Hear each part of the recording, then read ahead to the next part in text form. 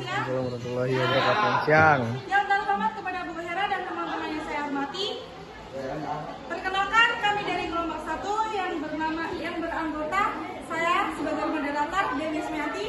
Saya Elizabeth Fiona. Saya Galang Pamungkas. Saya Melodita Sari. Saya Jumbo Mahendra Putri. Nah, berdirinya kami di sini ingin mempresentasikan menyajikan berita inovasi yang menghibur.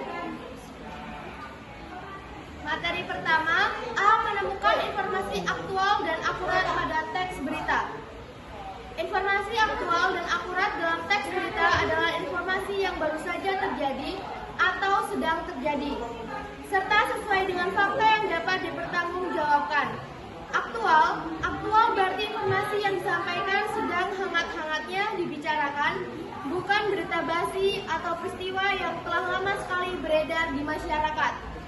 Akurat berarti sesuai dengan fakta yang dapat dipertanggungjawabkan. Selain aktual dan akurat, teks berita juga memiliki ciri-ciri lain, yaitu faktual, berisi kejadian yang sifatnya nyata dan benar-benar terjadi tanpa rekayasa. Unik dan menarik, berpengaruh bagi masyarakat luas, terdapat waktu dan kronologis kejadian, objektif, bahasa baku, sederhana dan komunikatif, dan ejaan atau EYD. Selanjutnya itu B. Mengenali struktur dan unsur berita. Struktur dan unsur berita adalah bagian-bagian yang membentuk sebuah berita, yaitu unsur berita. Unsur berita adalah unsur-unsur utama yang membentuk berita, yaitu apa, di mana, kapan, siapa, mengapa, dan bagaimana. Dalam bahasa Indonesia, unsur-unsur ini disebut dengan adiksimba. Struktur berita. Struktur berita adalah bagian-bagian yang membangun teks berita menjadi satu kesatuan yang utuh. Struktur berita secara urut meliputi judul, kepala berita, tubuh berita, dan ekor berita. Berikut penjelasan dari masing-masing bagian struktur berita. Yang pertama yaitu kepala berita. Bagian awal yang berisi begini: inti berita, seperti apa, di mana, kapan, dan siapa. Kepala berita juga disebut sebagai teras berita, orientasi atau plan. Yang kedua, tubuh berita. Bagian yang berisi penjelasan mengenai informasi yang disampaikan pada bagian kepala berita. Pada bagian tubuh berita terdapat jawaban atas pertanyaan mengapa dan bagaimana peristiwa itu terjadi.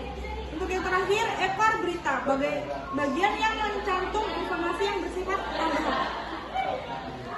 Selanjutnya C. Memahami penyajian teks berita dalam bentuk vlog. 1. Vlog merupakan bentuk kegiatan blogging yang menggunakan video sebagai media, sedangkan teks atau audio digunakan sebagai sumber media pendukung. Vlog dapat dibuat dengan menggunakan ponsel berkamera, kamera digital, atau kamera murah yang dilengkapi dengan mikrofon. 2. Teks berita umumnya berisi kejadian atau peristiwa yang sudah terjadi atau sedang berlangsung. Teks berita harus memiliki unsur 5W, 1A yaitu what, who, where, when, who, dan who. 3. Tujuan utama dari penyajian berita dalam teks berita adalah untuk memberikan informasi terkini dan terpercaya kepada masyarakat. Bahasa yang digunakan dalam berita adalah bahasa formal yang mudah dipahami sehingga masyarakat dapat dengan mudah menangkap maksud yang disampaikan oleh penulis teks berita.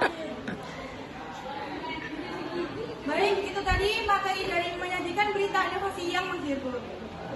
Sekian dari kami akhiri. Terima kasih. Wassalamualaikum warahmatullahi wabarakatuh. Waalaikumsalam warahmatullahi wabarakatuh. Udah.